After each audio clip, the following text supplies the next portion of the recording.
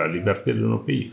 Pour vous, ce n'est pas une urgence, les élections, alors, Madame la ministre? Monsieur Alain Foka, pourquoi les élections ne sont pas une priorité en Ukraine? Il ne faut pas aussi qu'on soit complexé.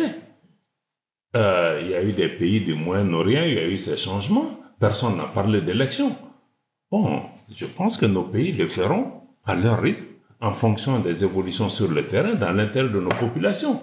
Nous ne le faisons pas pour faire plaisir à X ou Y, parce que, justement, certains utilisent ces méthodes pour pouvoir reprendre pied dans nos pays. Nos pays le feront en réunissant les conditions pour le faire, mais qu'on sorte quand même de l'hypocrisie, de la politique de 2 poids 2 mesures. C'est vrai que le président Macron posez la question à l'Ukraine, quand est-ce qu'ils vont faire l'élection? Quand ils auront posé cette question, qu'ils nous reviennent aussi, on peut en parler. C'est vrai que le président Macron avait fait la réflexion en disant on ne peut pas demander au président de l'Ukraine d'organiser des élections parce qu'il est en guerre. Peut-être que parfois il oublie que vos pays sont en guerre.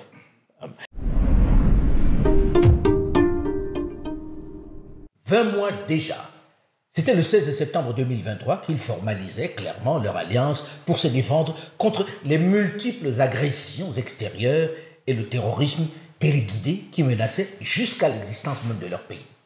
Le Mali, le Burkina Faso, le Niger, tous suspendus et sous sanction de la CEDEAO qui menaçaient à cet instant d'intervenir militairement à la suite du coup d'État à Niamey, se mettaient ensemble pour faire face. Ce qui au départ était donc un bloc de défense commun va rapidement évoluer puisqu'en mai 2024, le Burkina Faso, le Mali et le Niger finalisent à Niamey un projet de texte créant la Confédération de l'Alliance des États du Sahel. Désormais, on parle de la même voie. Beaucoup de projets en cours. 20 mois après cette décision lourde de conséquences et pleine d'ambition, qui ne laisse personne indifférent, quel bilan? Bonjour et bienvenue à Parlons Vrai, la tribune d'Infomédia, qui s'est donné pour mission d'évoquer, de débattre sans tabou de toutes les convulsions de notre planète. Un regard sans concession sur le monde. 20 mois après sa création officielle, où en est l'AES aujourd'hui? Plusieurs invités prestigieux sur ce plateau d'Infomédia pour en parler. D'abord, M. Abdoulaye Diop, le ministre des Affaires étrangères du Mali. Bonjour, M. Abdoulaye Diop. Bonjour, madame. Merci d'être là. C'est un plaisir. Second invité de ce plateau, M. Bakary Yaou Sangaré, le ministre des Affaires étrangères et de la coopération du Niger. Bonjour, Monsieur le ministre. Bonjour, Monsieur Alain Foka. Merci d'être là. Notre troisième invité de ce plateau est Mme Stella Hélène Cabré, la ministre déléguée aux Affaires étrangères du Burkina Faso, chargée de la coopération régionale. Bonjour, Madame la ministre. Merci d'être là. Notre quatrième invité de ce plateau de Parlons Vrai, le seul qui n'est pas de l'AES, est le professeur Robert Dussé, le ministre des Affaires étrangères du Togo, qui organise en ce 2 juin 2025 à Lomé le 3e sommet de l'APA, l'Alliance politique africaine, qui est une ambitieuse plateforme d'une dizaine de pays dont l'objectif est de fédérer les nations africaines éprises des idéaux du panafricanisme. Une plateforme informelle qui prend de plus en plus d'ampleur au regard des pays présents à Lomé au cours de ce 3e sommet. Bonjour, professeur Robert Dussé. Bonjour, cher ami Alain Foka. Alors, ce n'est un secret pour personne que la naissance de l'AES a suscité tellement de commentaires. D'un côté, ceux plus nombreux sur le continent qui rêvent de voir cet exemple réussir et constituer un modèle de la souveraineté et d'union. Et de l'autre, ceux qui y voient une aventure sans lendemain et qui s'attendent à ce qu'elle se ramasse, qu'elle échoue pour que revienne l'ancien système. Alors, M. Diop, quel bilan aujourd'hui? Que peut-on clairement à cet acte mettre au crédit de l'AES qui est né il y a 20 mois déjà? C'est difficile de faire encore un bilan, mais ce qu'on peut dire aujourd'hui, c'est que près d'un an après sa création, l'AES s'est imposée comme une réalité géopolitique qui est là, avec laquelle il faut compter. Et que de plus en plus, les pays de la région et les acteurs à l'extérieur de la région se rendent compte de cette réalité et s'engagent avec l'AES. Depuis sa mise en place, naturellement, les premiers pas ont été de pouvoir vraiment faire fonctionner la structure et adopter une feuille de route. Aujourd'hui, nous fonctionnons par rapport à ces différents éléments.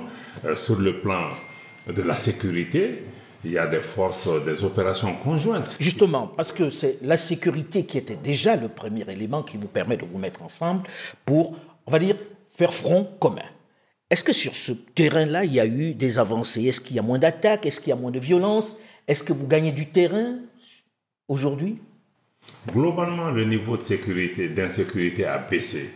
dans les trois pays et nos forces armées sont aujourd'hui à l'offensive, gagnent des points, détruisent des bases terroristes, certains se rendent, le travail se poursuit naturellement. Aujourd'hui, il y a des gains importants, même sur le plan de l'équipement, la coordination de nos opérations et le fait qu'aujourd'hui, nos unités travaillent comme dans un seul théâtre d'opérations militaires. Mais pourtant, là, on a écouté récemment au Niger qu'il y a eu des attaques, il y a eu beaucoup de morts, dans des conditions atroces. Alors, de plus en plus, on écoute certains, surtout au nord, dire que non, finalement, la chose s'est plutôt aggravée, que la situation s'est détériorée. Monsieur le ministre.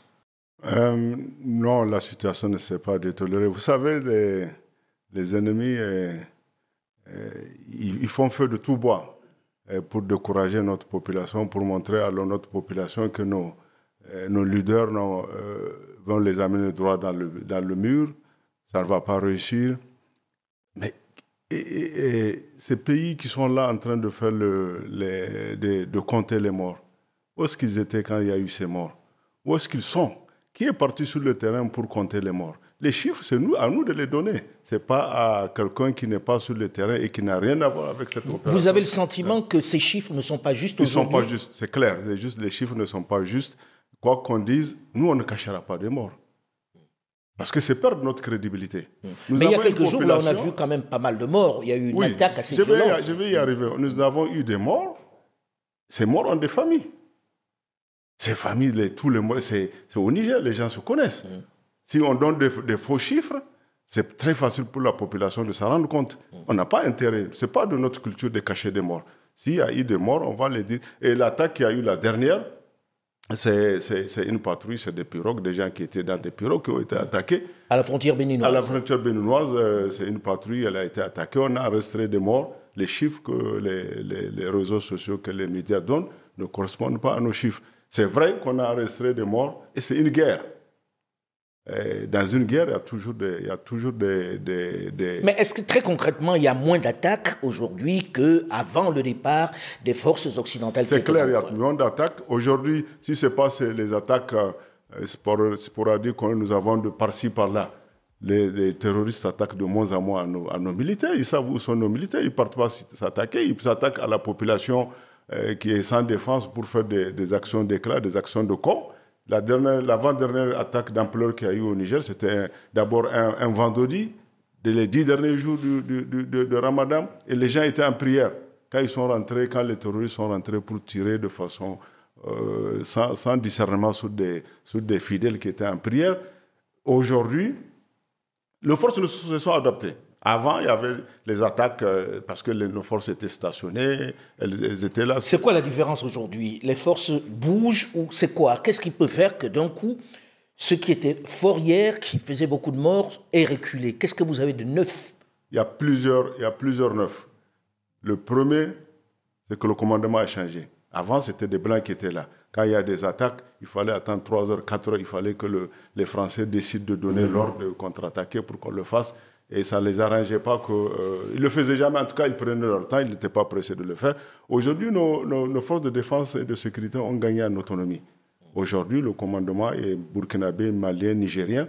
Donc, c'est la première des choses qui a changé. La deuxième des choses qui a changé, c'est que nos forces se sont adaptées. Avant, elles étaient stationnées sous forme de détachement. Aujourd'hui, elles sont mobiles. Elles ont des motos, elles circulent en moto. Elles se sont adaptées, c'est-à-dire les chars ont plus ou moins remplacé, les motos ont été remplacées par les chars. Par les chars, bien sûr. Voilà. Donc les motos ont remplacé les chars et puis les unités sont de plus en plus petites. On n'est plus dans la logique où c'est tout un détachement. Ici, aujourd'hui, c'est des petits groupes qui se déplacent et qui communiquent entre eux. Mais pourtant, quand on écoute beaucoup les médias, encore, vous allez dire la rumeur, on a le sentiment qu'il y a des maillons faibles. Certains ont dit que le Burkina, à un moment donné, était le maillon faible. Est-ce parce qu'il est très populaire, le président Ibrahim Traoré, ou est-ce vraiment le maillon faible de l'aventure? Je peux dire que, comme l'a si bien dit le ministre des Affaires étrangères du Niger, actuellement, il faut faire la part des choses. Et présentement, nous comptons sur nos propres forces de défense et nos forces de sécurité intérieure pour mener la guerre. Tout ne peut pas être parfait. les attaques, on en aura toujours, mais elles sont de moins en moins puissantes parce que le terrain est déjà maîtrisé par nos forces de défense et de sécurité intérieure. Vraiment? Oui, ils maîtrisent le terrain. Les formations sont de qualité, présentement, et la détermination y est. Les gens sont déterminés à mourir que de lâcher prise. Donc, tout est mis en œuvre pour que la riposte soit de taille. Et quoi qu'on dise, les terroristes aussi ont des stratégies et ils modifient à chaque fois les stratégies. Il faut s'adapter. Et nous sommes dans cette dynamique. Mais est-ce qu'on ne perd pas un peu de terrain? Est-ce qu'il n'y a pas sur place comme ça, à un moment donné, compte tenu du coût de la guerre, le fait que, bon, finalement, eux, ils ont des moyens, on va parler de leurs moyens dans un instant, ils ont des moyens qui sont de plus en plus considérables face à des États qui, malheureusement, n'ont pas tant de moyens que ça. Mais quand même, la réalité est tout autre. Hein. Nous avons acquis des équipements à travers nos partenaires. Les nouveaux partenaires. Voilà, sincères, francs. Et vous avez le sentiment que les Russes sont plus sincères que les partenaires d'avant, les Français? Ça, c'est clair. Il n'y a même pas de débat à ce niveau. Et par rapport j'ai envie de comprendre, hein, excusez-moi. Quand on dit ils sont plus sincères, ça veut dire très concrètement qu'avant, il n'y avait pas de sincérité dans le partenariat? Comment ça se manifestait? C'est pour dire que si on exprime le besoin d'acquérir des équipements, ils nous facilitent toutes les démarches pour qu'on puisse entrer en possession de nos équipements. Et le partenariat est vraiment sincère et sans embûche. Avant, ce n'était pas le cas? Avant, ce n'était pas le cas. Avant, on ne pouvait pas acheter les armes que l'on voulait? Non, avec certains partenaires, parce que tout était bloqué et vraiment, il fallait vraiment des efforts surhumains pour avoir ce qu'on voulait. Et l'appel lancé par le chef de l'État, son Excellence le capitaine Ibrahim Traoré, par rapport au fonds de soutien patriotique, les gens ont adhéré, la diaspora a adhéré, et c'est sur la base même de ce fonds qu'on arrive à prendre en charge les forces de défense et de sécurité ainsi que les VDP, les volontaires pour la défense de la patrie. Les volontaires pour la défense de la patrie. Voilà. Alors, on a vu récemment une grosse perte de la part du Mali à la frontière algérienne. De ce côté-là, qui a tendu les relations entre le Mali et l'Algérie. Qu'est-ce qui s'est passé exactement? Est-ce que ça veut dire que, quelque part, il y a des terroristes qui sont cachés dans le nord, qui viennent frapper le Mali? Qu'est-ce qui s'est passé pour qu'il y ait eu une telle perte? Là, il n'y a pas de doute. Hein. Vous avez parlé, il faut qu'on n'essaie pas d'interpréter les attaques en essayant de lire les événements. On est dans quoi? Ce contre quoi on lutte, c'est des groupes terroristes qui sont sponsorisés par des États de la région et par des États étrangers qui leur donnent des moyens importants pour pouvoir regagner la place qui a été perdue. Donc nous ne sommes pas en train de lutter contre les jeunes gens enturbanés qui sont en face de nous. C'est des guerres par procuration. Alors qui seraient ces États sponsors? L'Ukraine a assumé ouvertement, mais nous ne sommes pas dupes. L'Ukraine elle-même n'est que le casse-sexe d'une coalition de puissances tapis derrière l'Ukraine, y compris la complicité d'États de la région. Et les États de la région, c'est qui? Écoutez, sur votre plateau, je ne vais pas me citer, mais vous avez parlé de l'Algérie. Nous savons, il y a récemment même un drone malien a été abattu. La frontière algérienne. Nous savons que des groupes armés, des groupes terroristes maliens sont en Algérie et qui viennent nous attaquer de là-bas, qui repartent là-bas. Et c'est ce que nous avons demandé à l'Algérie, qu'elle cesse tout soutien à ces groupes, parce que les relations entre les deux pays ne peuvent pas être fondées sur ça. Et ceci n'est pas acceptable pour notre pays. Donc, nos problèmes internes sont nos problèmes internes, et surtout le Mali aussi a les moyens de soutenir des groupes dans des pays voisins. Et si on s'engage dans ce cycle-là, est-ce qu'on n'aura jamais la paix? C'est une menace? Non, ce n'est pas une menace. C'est dire que seulement que si on veut la paix, il faut que, comme on le dit dans la Bible ou dans le Coran, il ne faut pas faire à l'autre ce que tu ne voudrais pas qu'on te fasse. Donc le voisin n'a pas été suffisamment, on va dire, sincère dans la relation, en gros. Non, le voisinage, il faut qu'on sorte de la duplicité et de tous ces concepts. Je crois qu'on est des voisins, nous sommes condamnés à vivre ensemble. Et il ne faut pas que nous ayons la main pour déstabiliser les pays ou aider les gens qui s'inscrivent dans une politique de partition de nos pays. Quel est l'intérêt de l'Algérie de déstabiliser ça, il faudra poser ça aux Algériens. Alors, on a aussi des voisins qui n'étaient pas en parfaite entente avec l'AES, avec les pays de l'AES. Il y a eu des sanctions de la CEDEAO. Le ministre du C ici, qui est le ministre du Togo, appartenait à cette CEDEAO. Est-ce que les relations se sont améliorées depuis? Parce qu'on sait que c'était tendu, on a même menacé d'aller faire la guerre au Niger, dans la CEDEAO. Vous qui êtes de la CEDEAO, est-ce que les choses s'arrangent? Est-ce que de plus en plus on se parle ou on est toujours dans cette situation tendue?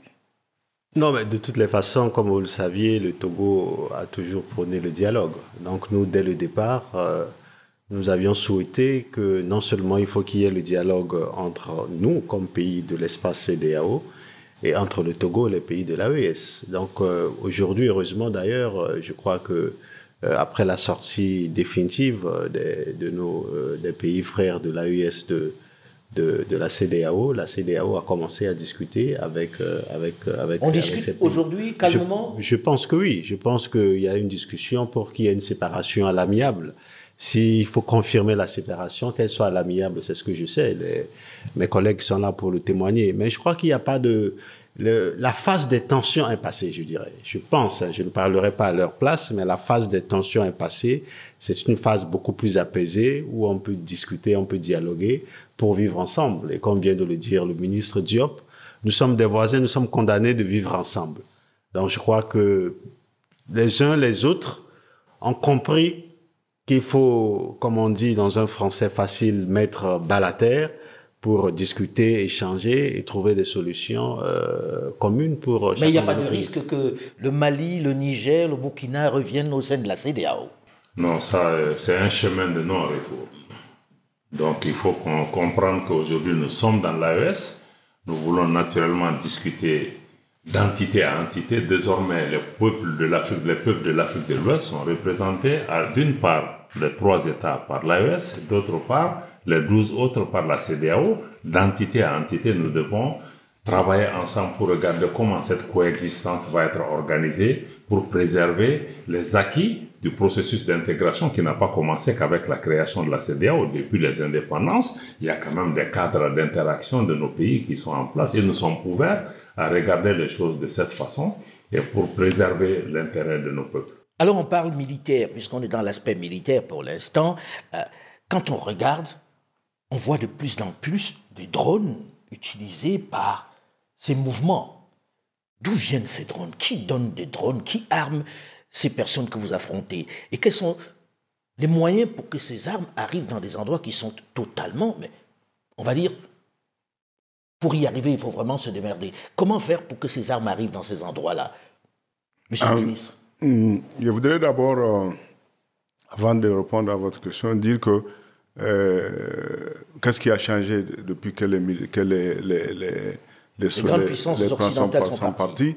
J'avais parlé tout à l'heure le fait que nos forces de défense et de sécurité ont gagné en autonomie. Mais on a coupé aussi les sources d'approvisionnement pour les terroristes. Avant, ces gens étaient sur le terrain, c'était eux qui les approvisionnaient en armes, c'est eux qui les approvisionnaient en moyens de déplacement, en carburant, en tout. Mais maintenant, qu'ils ne sont plus là, c'est de plus en plus difficile.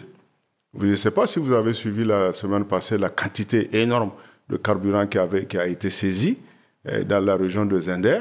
Ce carburant a été destiné à... Oui, mais on dit aussi qu'ils saisissent des armes sur des camps militaires qu'ils attaquent et ils partent avec des armes assez importantes dans le même temps. C'est-à-dire que désormais, ils s'approvisionnent directement dans les camps qu'ils attaquent. En fait, c'est pour brouiller les pistes. Les armes qu'ils prennent avec nos militaires, je ne dis pas qu'ils ne prennent pas. Ce serait mentir de dire qu'ils ne prennent aucune arme sur nos militaires, mais ces armes sont connues. Les armes qu'ils utilisent, nos forces de défense ne les ont pas. Ce ne sont pas les mêmes types d'armes. Si vous prenez le type d'armes aujourd'hui qu'ils utilisent, c'est des types d'armes que nos armées n'ont jamais possédées. Donc dire que ce sont des armes qu'ils prennent sur nos militaires, c'est faux. Mais d'où viennent les armes? Ces armes viennent, je vais vous dire, très franchement, d'après nous, les renseignements que nous avons, il y a 2 sources. La principale, c'est la complicité de certains pays africains, à travers lesquels ces armes-là sont introduites. Soyons clairs, on est dans un magazine qui s'appelle Parlons vrai, on essaie de parler pour de vrai. Ici, il n'y a pas de censure. Quand vous dites certains pays africains, vous pensez à quel pays qui fournirait des armes à des terroristes pour s'attaquer aux pays de l'AES? C'est pas que ces pays-là fournissent des armes, mais ils facilitent. Ceux qui fournissent les armes, on les connaît, c'est des pays comme la France. C'est eux qui financent, qui fournissent les armes. Vous avez des éléments qui montrent ça? Oui, nous avons des éléments, nous avons des preuves. On a même eu à confondre la DGSE française. Et les drones ukrainiens. L'Ukraine revendique publiquement son soutien au terrorisme. La France le réclame aussi publiquement. Ils ont dit qu'ils vont s'adonner à des actions de déstabilisation. Donc, on n'a même pas besoin de perdre de l'énergie pour prouver que ces pays-là participent. Les pays africains, puisqu'on parlait des pays africains qui facilitent donc l'arrivée de ces armes, c'est quel pays? Pour ces pays, nous cherchons encore, nous sommes encore dans des cycles. Parce que vous savez, quand vous êtes dans des situations comme ça, on cherche à arrondir les angles, on cherche à se réconcilier.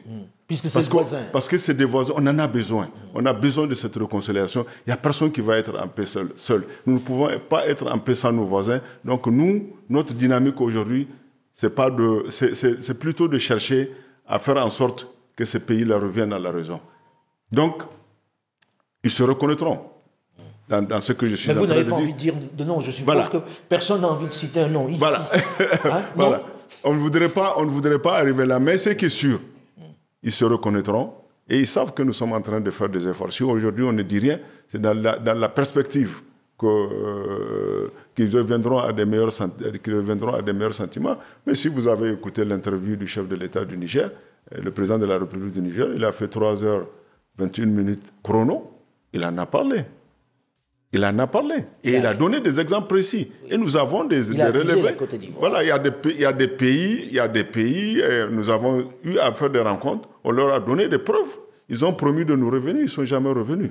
Donc, ce qui fait que c'est d'abord la complicité, et puis ils le font directement, parce qu'ils ont les moyens, ils ont des moyens de transport aérien. Nous ne maîtrisons pas encore totalement notre espace aérien. Ils déplacent les djihadistes d'un endroit à un autre. Vous savez, avant, quand vous partez dans la zone de 3 frontières, il n'y avait que les jeunes de la zone de 3 frontières.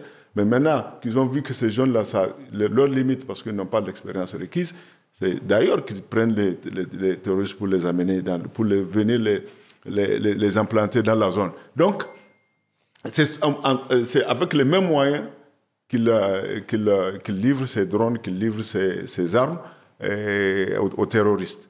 Alors, on sait que la force de ces 3 pays, des régimes qui sont en place dans les 3 pays, a été aussi le soutien populaire dont ont bénéficié les différents pouvoirs qui sont arrivés aux affaires. On sait que les gens étaient dans la rue pour manifester, pour célébrer l'arrivée, que ce soit du président Assimi Goïta, de Ibrahim Traoré ou du président Tchiani. Aujourd'hui, on a le sentiment que ça s'émousse un peu, non? Est-ce parce que vous n'avez pas organisé des élections? Est-ce parce que les gens se lassent un peu et que c'est difficile? C'est une affaire de narratif. Parce que ceux qui disent que ça s'émousse, ceci, cela, c'est un peu les officines qui essaient de véhiculer ce genre de choses. L'engagement reste très fort. Dans nos différents pays, c'est vrai, la situation n'est pas facile, elle n'est pas simple. Nous n'avons pas aussi dit que nous allons régler tous les problèmes du jour au lendemain, mais cet engagement populaire et la confiance en nos dirigeants, elle est là, et les efforts qui sont faits sont appréciés. Et je crois que nos populations ont compris dans quel combat nous sommes. Ils ont compris que ce n'est pas des questions d'élection ou de démocratie, etc. Ils ont compris que nous cherchons à nous sortir d'un carcan néocolonial qui nous empêche de posséder nos pays, de faire les choix qui sont dans l'intérêt de nos populations, de sortir de la duplicité de ces partenaires-là. Je pense que c'est toutes ces questions que les populations aussi comprennent que le chemin que nous avons choisi est un chemin difficile, mais c'est un chemin qui va nous amener vers la liberté de nos pays. Pour vous, ce n'est pas une urgence, les élections, alors, Madame la ministre? Monsieur Alain Foka, pourquoi les élections ne sont pas une priorité en Ukraine? Il ne faut pas aussi qu'on soit complexé. Il y a eu des pays du Moyen-Orient, il y a eu ces changements. Personne n'a parlé d'élections. Bon, je pense que nos pays le feront à leur rythme, en fonction des évolutions sur le terrain, dans l'intérêt de nos populations. Nous ne faisons pas pour faire plaisir à X ou Y. Parce que, justement, certains utilisent ces méthodes pour pouvoir reprendre pied dans nos pays. Nos pays le feront en réunissant les conditions pour le faire, mais qu'on sorte quand même de l'hypocrisie, de la politique de 2 poids 2 mesures. C'est vrai que le président Macron posez la question à l'Ukraine, quand est-ce qu'ils vont faire l'élection? Quand ils auront posé cette question, qu'ils nous reviennent aussi, on peut en parler. C'est vrai que le président Macron avait fait la réflexion en disant on ne peut pas demander au président de l'Ukraine d'organiser des élections parce qu'il est en guerre. Peut-être que parfois il oublie que vos pays sont en guerre. Alors, c'est quoi là? C'est quoi ce qu'on peut mettre aujourd'hui au crédit de cette alliance? C'est du point de vue militaire, vous dites, vous combattez ensemble. Est-ce que du point de vue économique, vous avez le moyen de vous en sortir aujourd'hui? Est-ce que se construit quelque chose de costaud? Je commence par la monnaie. La monnaie, le CFA, et la monnaie utilisée dans ces États-là, qui dénoncent ce CFA depuis longtemps. Est-ce que vous avez fait des démarches pour évoluer au moins vers quelque chose qui puisse apporter une nouvelle monnaie à l'AES? Je sais qu'il y a eu le drapeau, il y a eu l'hymne, etc. Dans le domaine économique, est-ce que vous avancez? Alain, quand nous avançons sur le... Je pense que le frère veut certainement... Oui, en fait, ce que je voulais dire, c'est que dans le développement, nous avons des réalisations. Nous avons d'abord une banque qui va naître d'ici octobre. Des directives très claires ont été données par nos chefs d'État. Une banque de l'AES. De l'AES, une banque de développement qui sera... D'investissement. Une banque d'investissement à 100% AES et qui sera dédiée à la mise en valeur des ressources naturelles de nos pays. On ne veut pas c'est des capitaux AES, ça c'est un. Deuxièmement c'est cette banque, nous avons transformé l'ALG, qui est l'autorité de l'Iptako-Gourma, qui est l'ancêtre de la Confédération. Nous l'avons transformé en organe d'exécution. Et un travail qui est en train d'être fait, des projets sont là, des projets sur lesquels on nous a fait dormir depuis plus de 60 ans, parce que vous ne pouvez pas comprendre aujourd'hui la situation de nos pays. Tout à l'heure, vous avez parlé de l'électricité. Aujourd'hui, quand il y a eu le 26 juillet, chez nous, 70% de l'électricité nous venait du Nigeria. Aujourd'hui, on est à 100% autonome. Au moment où je vous parle, il n'y a pas un seul kilowatt qui vient du Nigeria.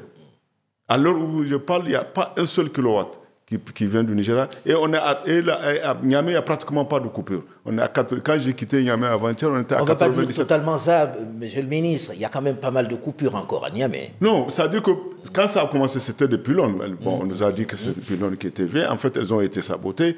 Nous avons mis nos moyens. On a envoyé une équipe qui a soutenu le Nigeria pour remettre ça, pour les remettre. Le jour où on les a remis sur pied, 3 autres ont cédé. Ah, c'est du sabotage alors. Voilà. Et au fur et à mesure, nous, on avait accéléré. On avait des dispositifs qui étaient là. Il y a le P5 qui était de 20 mégawatts. On a accéléré la mise en service. On a injecté, on a déconnecté Dosso pour la rendre autonome avec des groupes que nous avons acquis. Donc la production d'électricité que Niamey donnait à Dosso, on l'a réinjecté pour Niamey. Et je vous assure, aujourd'hui, il y a des coupures, c'est vrai, parce que ce sont des groupes. Les groupes, c'est pas fait c'est fait pour dépanner, je veux dire. C'est pas fait pour fonctionner. Voilà. Il y a de temps en temps, il faut les arrêter pour faire des entretiens, pour faire la vidage, pour faire ceci. Quoique même les pays qui ne sont pas en guerre connaissent des coupures importantes d'électricité. Je crois que c'est l'une des graves maladies sur le continent, en réalité. Voilà. Donc, ce qui fait que tous ces projets-là, nous sommes en train de travailler là-dessus. Nous sommes en train de travailler sur les chemins de fer parce que c'est une injustice aujourd'hui de dire que le Niger, qui est un pays enclavé, n'a pas de chemin de fer. Si vous prenez les voies de communication entre nos pays... Justement, j'allais en parler, c'est-à-dire que le fait que, au-delà de la monnaie dont on parlait à l'instant, au-delà de la monnaie, il y a quand même le fait que, est-ce qu'on pense enfin à faire une vraie intégration de ces États-là? Parce que pour aller de Niamey à Bamako, c'est pas gagné, hein? Est-ce qu'il y a un travail qui est fait dans ce sens pour qu'il y ait une vraie intégration, que les gens se rencontrent, qu'il y ait des échanges? Est-ce qu'on travaille dans ce sens, M. Diop? Oui, on n'a pas eu le temps de développer, mais comme on l'a dit, l'AES est sur 3 piliers, la sécurité, la diplomatie parler d'une seule voix, et le troisième, c'est le développement, aller vers des projets intégrateurs, les projets de route entre les 3 pays, les projets de chemin de fer, les projets d'énergie, comment renforcer la libre circulation. Et les ministres des Finances viennent de se réunir la semaine dernière. Des projets structurants ont été sur la table. Justement, la banque d'investissement est un des moyens de pouvoir financer nous-mêmes à l'intérieur de la communauté ces différents projets. Mais nous sommes conscients qu'il faut créer une économie entre les trois pays et qui regorge d'ailleurs d'énormes ressources. D'abord notre population, mais aussi les ressources minières et minérales des trois pays sont énormes. Il faut pouvoir les transformer pour que ceci bénéficie à nos populations dans le cadre de partenariats avec des bénéfices partagés. Est-ce que ces